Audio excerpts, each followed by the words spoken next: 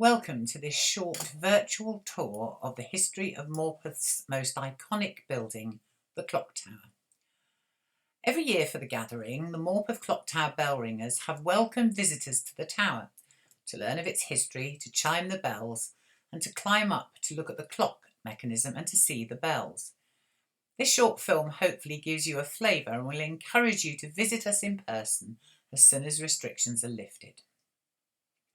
The clock tower is known as the Morpeth Wonder because until the bells were installed in the clock tower, bell ringing was an activity associated with the church, and indeed St Mary's in Morpeth has its own bells, sadly not ringable.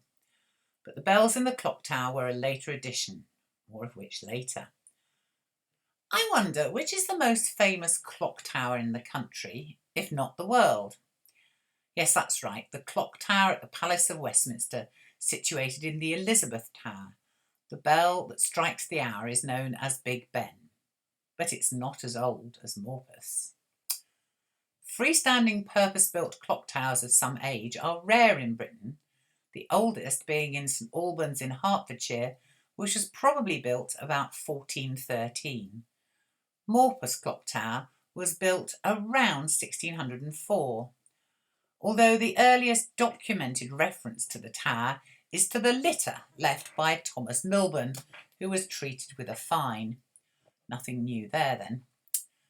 The tower is approximately 60 feet tall and its footprint is 18.4 square feet, and the walls are just over 3 feet thick. There is evidence of recycled medieval masonry in the tower, possibly from Newminster Abbey, which fell into disrepair after the first dissolution of the monasteries under Henry VIII in 1537. Recycling on a grand scale. From this picture you can see that there are 4 distinct floors to the clock tower, the most interesting of which is the ground floor room. This has had many uses over the centuries, starting off with a shambles market, the only evidence of which are the butcher's hooks which hang in the first floor office now. When the market closed, it became the town lockup. The stocks, which are first mentioned in Morpeth records in 1312, and the branks were kept there. You could be sent to the stocks for drunkenness, and presumably the local children would throw rotten vegetables at you. The branks were a gagging device for gossiping women, known as termagants. Offenders were also flogged at the clock tower. On the 10th of June 1743, Mary Clark, sister of William Brown, taken in the public marketplace for picking the pocket of James Holmes of a guinea and a half, was brought before Mr. W. Cooper and Mr. Thomas Weatherhead, the then present bailiffs. The fact being proved against her by evidence upon oath, he committed her to the clock house and whipped her severely all the next day. When criminals were committed to the tower for the final time, the ground floor took on a new role as the fire station, although it was not the most successful enterprise. The engine originally was stored in the ground floor room, and the report from the Morpeth Herald, dated the 18th of November 1876, reads, "It must be a very unsatisfactory thing for the ratepayers of Morpeth to learn that their fire engine is so safely stowed away in the ground floor room of the clock tower that it is a matter of some difficulty to get it out. Under such circumstances, would it not be prudent for the board to enact that parties requiring the use of the fire engine ought at least to give 2 hours' notice? It is truly fortunate that the hydrants make us to a certain degree independent of the fire engines, but there are still places in the town where in case of fire the former might not be available." A new engine was procured after Alderman John Dixon said in 1880 that the fire engine was no better than a lumbering old barrow. The cart in the picture here may be the new engine. It was too big to fit in the ground floor room. When the fire station was no more, the ground floor became the fish market. This had been moved to the clock tower in 1871 when the town hall was being refurbished, and the market cross to which the fish market was attached was demolished. I cannot imagine how the bell ringers endured the smell of rotting fish that must have wafted up the tower. If you look on the tower today, you can see the outline of the canopy of the fish market on the east wall. The fish market, having fallen into disuse a few years earlier, was finally removed in 1895, and the ground floor was then unused for a number of years until the installation of a water pumping station in 1903. That the reasons for its installation were political is probably beyond doubt. It was installed, we think, to counter comments in the local press, particularly the Newcastle papers, about a water famine in Morpeth, after hoardings were put out round the Holland Fountain, at that time in Aldgate, advising of low water stocks at Tranwell reservoirs. The town council did not want to be embarrassed. The water pump and the Holland Fountain shared the same water supply, the Marketplace borehole. The pumping station was little used and was dismantled after the Second World War. Having looked at the myriad uses for the ground floor, we move on now to the original purpose of the tower, the clock. There is now only one clock face, which faces east towards Bridge Street, although there were originally four. The original mechanism, which is still in existence, was replaced in 1936 and presented to the borough by Mrs. Jane Foster, widow of the late Andrew Foster, a well-known watchmaker and jeweller in the town.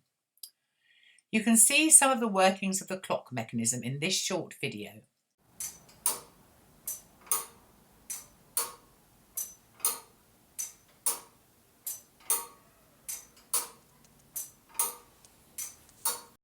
At the time of the refurbishment of the clock in 1936, the clock face was given a facelift.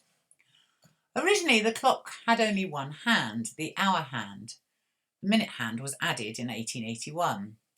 The eagle-eyed among you will have noticed that in the first two photos and the last one, there are only 4 divisions between the hours, the 3 dots, marking the quarter hours, a sensible division when there is only one hand. 1936 photo shows that there are 5 divisions, 4 dots between each hour, as you will find on any analogue clock or watch today. This caused some consternation in the local press, with one letter expressing sadness at this break from the past. Eventually, in 1953, the face was repainted with the original 4 divisions. The clock itself was electrified in 2016. We come now to the bells. A ring of bells was hung in the extended tower in 1706. There is a saying that Berwick bells can be heard in Morpeth. This is because in 1702, Major General Edmund Mayne, Governor of Berwick, wanted to become MP for his hometown and tried to bribe the good people of Berwick by promising them a ring of bells for the toll booth or town hall. The good people of Berwick were not so easily bought and turned him down. In 1705, Mayne again stood for Parliament, this time in Morpeth, and was duly elected and made good on his promise to have a ring of bells cast, thus making Morpeth the very first secular bell tower in the country. There are still very few such rings of bells, but you will notice that Berwick got its bells eventually in 1754. Each of the bells had its own particular use. The market bell is obvious, although I think 11 o'clock in the morning is a little late to start trading. Although the tower is a secular one, there was still a relationship between the corporation and the church, and the second bell was rung for morning service. It ceased to be rung once St James the Great in copper chair was completed in 1846. The workman's bell was rung every day at 6 a.m. and 6 p.m. to mark the beginning and end of the working day. It was rung every day except Sundays and the week after Christmas. I'm glad they got a week off. I love the idea of the pancake bell rung on Shrove Tuesday at 11 a.m. Were people not allowed to consume pancakes until the bell was rung? The death bell was tolled slowly to announce local deaths, 9 times for a man, 6 times for a woman, and 3 times for a child. This bell was also used, probably until the outbreak of the Second World War, to alert Morpethians that there was a fire. You will notice I have left out the curfew bell. First, a bit of history. The curfew law, which may originally have been introduced by Alfred the Great, was a sensible one. Perhaps he introduced it after he burnt the cakes. The curfew was rung at 8 o'clock every night to ensure that all householders had doused their fires, a necessary precaution in an age when houses were crowded together and made of wood and other flammable materials. William the Conqueror reintroduced the law in 1068, although the consequences of law-breaking were usually more severe for the Anglo-Saxon population of the country. So maybe a political move? Although the law was repealed in 1103 by Henry I, in many places the curfew continued to be sounded. In Morpeth, almost without exception, the curfew bell has been rung at 8 o'clock since the bells were installed in 1706.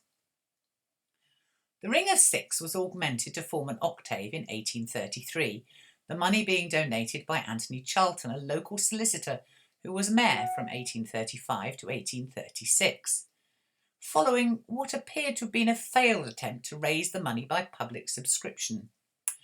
The picture on the right shows the curve that had to be carved out to get the bells up the tower.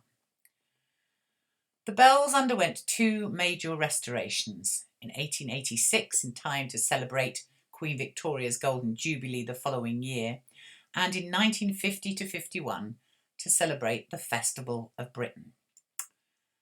And finally, Clarence and Cuddy, short for Cuthbert, the 2 remaining pikemen on the top of the tower.